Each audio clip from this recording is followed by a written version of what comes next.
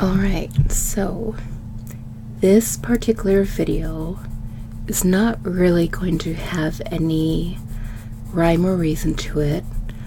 I just want to talk about an experience I had in 2012 that completely changed my life. Now, obviously, it's more profound to me than it would be to anyone else. And I understand that, and I'm totally okay with that. So, throughout 2012, I would very frequently get sinus infections. I would get a sinus infection, I would try to quote unquote walk it off, and then I would go see a doctor to be prescribed antibiotics. And then this would repeat. So, over the course of 2012, I had 4 sinus infections. Now, the one thing that was not tested was my iron. In October of 2012, or perhaps it was September, but it was sometime in the fall of 2012, I had my iron tested with my doctor. So they drew the blood, and then I left. And when I got home, I was getting ready to go back to work because I had just taken off a couple of hours to go to the doctor. And my doctor's assistant called me and she said, "Tracy, your doctor wants you to go to the ER right now." She said that your iron is extremely low. It was 7.2 when the minimum for a woman should be 12. She said, "We're going to fax your information ahead to them and let them know that you're coming so that you don't have to wait. But your doctor wants you to get a blood transfusion." So hearing that, I got pretty scared. Hearing, blood transfusion, really low iron. So I ended up going to the ER and I was admitted. But I never did have the blood transfusion because I have a lot of anxiety and I was starting to have panic attacks. So I ended up just leaving and starting to take iron supplements. Alright, so that's kind of where it started. Now, because of the low iron and the fact that I was always exhausted and all the sinus infections, I was using a lot of FMLA, Family Medical Leave Act.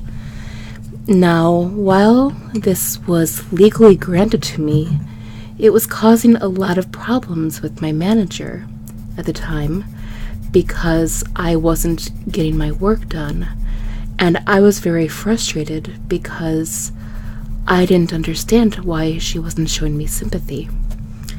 So things kind of progressed, and I became more and more depressed, and because of the lack of energy, all the sinus infections, the work issues, etc., I just sank deep down inside myself, and I just became almost like a shell of myself.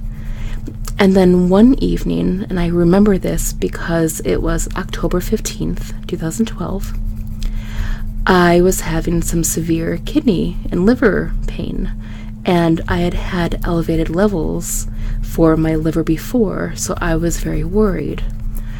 I went to the ER, and this was at night, and Keith was with me, and I remember just waiting and waiting, and they finally admitted me, and then I was in a room, but I was waiting for a nurse or a doctor to come see me. At this point, I had just kind of given up. I had no idea what to do about anything in my life anymore.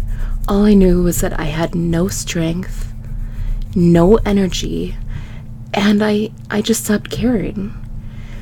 That was the same year that Wreck-It Ralph came out. And if you haven't seen Wreck-It Ralph, it is the most darling, sweetest, just most amazing kind of animated movie I've personally ever seen. And there's this part in the trailer, and I remember I kept watching the trailer for Wreck-It Ralph that said that this movie was for anyone who needed a restart on life, because Wreck-It Ralph is about video game characters, and in video games, if your character dies, you can restart. And I kept seeing that restart on life, restart on life, restart on life, and I kept playing the trailer over and over again. And I remember Keith was in the room with me, and I was crying, and I was thinking, why can't people just understand how I think and just be sympathetic to me and be caring to me, and why can't, they just see it my way? And I just kept seeing that, for anyone who needs a restart on life. That night, when I got home from the hospital, because there was truly nothing wrong with me, I was lying there in bed thinking about my boss, and I was just thinking, how can I get her to understand everything that I've been through and what I'm going through? And then all of a sudden, it hit me. There is nothing I can do to change her. I can't affect how she thinks. I can't control how she thinks. And trying that entire year to control how other people felt about me was only draining more and more of my energy. So what I decided to do instead was, I resolved the very next day to go into her office, sit down, apologize for my attitude and behavior, because even though I had been sick, I could have handled it better, and that it didn't really matter how she treated me. It just mattered how I treated other people, and how I took things and how I saw things. Right around the same time, I started reading a book, I believe it's called Go Suck a Lemon. And this book, I know, has a funny title, but it talks about how if you can control the words that you say to yourself and the thoughts that you have before you have an emotion, you can control the emotion that you have. So for example, if someone says something to you that could be taken positively or negatively, in the past, I would always immediately take it negatively, just because I was always very defensive and just always looking for an insult because I wanted to protect myself. But I decided from now on, whenever someone says something, I'm going to assume that they mean it in the best possible light and that they only want to help me. So, keeping this in mind, I went to my boss's office and I said, I'm very sorry. I'm going to be completely different. I'm going to smile. I'm going to be here even when I'm really sick. I know that you also have to make sure that my job is getting done. And I'm going to be very cheerful no matter how it seems to me that people are treating me. Because honestly, when I thought about it, my assumptions were completely incorrect. So I did that. And at first it was sort of hard. I would have to fake being happy all the time. And I would have to sort of fake thinking that any tiny little criticism that someone gave me, that they truly cared about me and that they truly meant to help me. But I started doing that. And I started realizing that I could change those thoughts that I was having before I'd have any emotion. So if someone gave me critique, I could think, instead of thinking, oh, this person doesn't like me or they don't think I do this very well, I could instead think, oh, this person really cares enough about me that they want me to become better at XYZ, and maybe I should work on what they're saying, because it certainly can't hurt. I mean, there's nothing in life that any of us are perfect at. So I started doing that. I started becoming a lot happier, and people started really noticing. Within a few months, my iron got better. My boss commented on the huge change that she and apparently everyone else saw in me, and I started becoming happy again. No external factors in my life had changed, but I was changing how I was thinking.